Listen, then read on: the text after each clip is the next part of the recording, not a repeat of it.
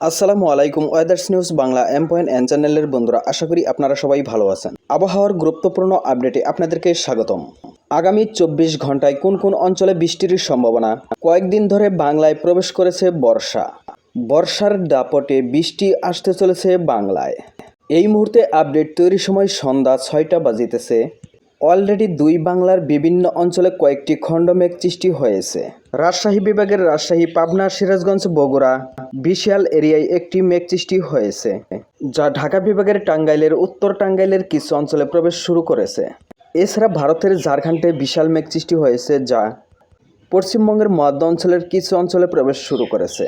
এছাড়াও পশ্চিমবঙ্গের দক্ষিণবঙ্গে কলকাতার উপর আরও একটি মেঘ সৃষ্টি হয়েছে, যা বর্ধমানের চারিদিকেই কিন্তু মেঘলা আকাশ সৃষ্টি হয়েছে। উড়িষ্যায়ও বিশাল মেঘ সৃষ্টি হয়েছে। তবে পশ্চিমবঙ্গের বেশ কিছু অঞ্চল কিন্তু একদম পরিষ্কার রয়েছে এই মুহূর্তে। কলকাতার বেশ কিছু অঞ্চলে অলরেডি বৃষ্টি শুরু হয়েছে, বাকি অঞ্চল মেঘাচ্ছন্ন।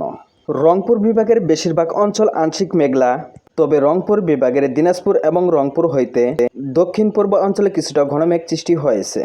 ময়মনসিংহ বিভাগের জামালপুর, ময়মনসিংহ, শেরপুর সহ আরও একটি মেঘ ঘনীভূত হয়েছে, যা নেত্রকোনার কিছু অঞ্চলে প্রবেশ শুরু করেছে।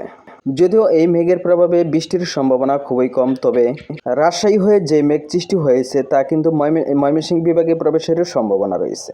আমরা প্রথমেই এই মুহূর্তের পরিস্থিতি দেখে নিচ্ছি, এরপর এই ভিডিওতেই পরবর্তী সময় কোন কোন অঞ্চলে কতটা বৃষ্টির সম্ভাবনা বিস্তারিত জানিয়ে দেব। অলরেডি সিলেট বিভাগের সুনামগঞ্জ এবং সিলেটের উত্তর দিকের অঞ্চলে কিন্তু বৃষ্টি শুরু হয়ে গেছে বা বৃষ্টির মেঘ প্রবেশ করেছে। শিলং পর্যন্ত বিস্তৃত কিন্তু এই বৃষ্টির মেঘ। এছাড়াও মৌলভীবাজারে আরও একটি খণ্ডমেঘ সৃষ্টি হয়েছে, যা ত্রিপুরার কিছু অঞ্চল পর্যন্ত বিস্তৃত রয়েছে। ত্রিপুরার বেশিরভাগ অঞ্চল আংশিক মেঘলা। চট্টগ্রামের কুমিল্লার উপর আরও একটি মেঘ ঘনীভূত হয়েছে, যা ত্রিপুরার কিছু অঞ্চল পর্যন্ত বিস্তৃত রয়েছে। এছাড়াও চট্টগ্রামের পার্বত্য অঞ্চলের দিকে কয়েকটি খণ্ড খণ্ড মেঘ সৃষ্টি হয়েছে।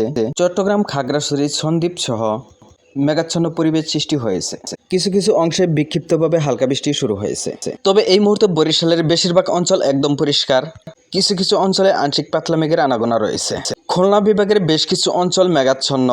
মেহেরপুরের কিছু অংশে রাজশাহীর ওই মেঘ কিন্তু প্রবেশ করেছে। এছাড়াও পশ্চিমবঙ্গের কিছু অঞ্চলে প্রবেশ করেছে। এবার বিস্তারিত।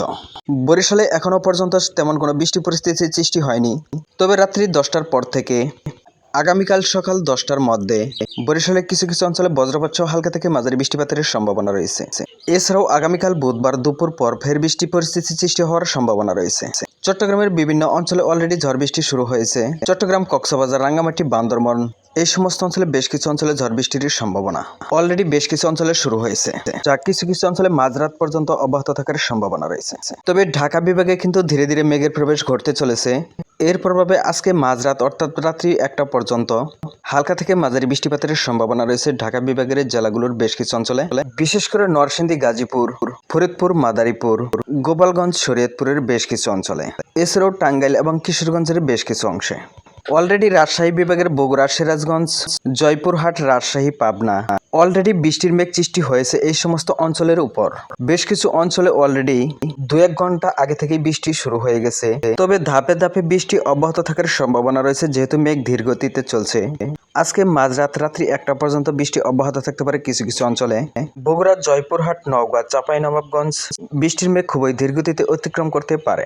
ময়মনসিংহের জামালপুর, শেরপুর এবং ময়মনসিংহের বেশ কিছু অঞ্চলে অলরেডি হালকা পাতলা মেঘের উপস্থিতি লক্ষ্য করা যাচ্ছে, যার কারণে কোথাও কোথাও হালকা পাতলা বৃষ্টি শুরু হয়েছে। এছাড়াও রাজশাহী হয়ে এই মেঘ কিন্তু ধীরে ধীরে ময়মনসিংহে প্রবেশের সম্ভাবনা রয়েছে, যার কারণে নেত্রকোনা সহ কিন্তু বৃষ্টিপাতের সম্ভাবনা রয়েছে। ময়মনসিংহ বিভাগের জেলাগুলোতে এই মুহূর্ত থেকে রাত্রি 1টার মধ্যে বৃষ্টিপাতের সম্ভাবনা রয়েছে। সিলেট বিভাগে দুটি মেঘের প্রভাবে সিলেটের সুনামগঞ্জে এবং মৌলভীবাজারে বেশ কিছু অঞ্চলে অলরেডি হালকা পাতলা থেকে হালকা মাঝারি বৃষ্টি শুরু হয়েছে, বাকি অঞ্চলে প্রবেশ করতে চলেছে। এই মুহূর্ত থেকে রাত্রি 12টার মধ্যে এই বৃষ্টিপাতের সম্ভাবনা রয়েছে। যদিও খুলনা বিভাগের বেশ কিছু অঞ্চল মেঘলা, তবে খুলনা বিভাগের প্রায় সকল জেলার অংশ বিশেষেই রয়েছে ঝড় বৃষ্টির সম্ভাবনা।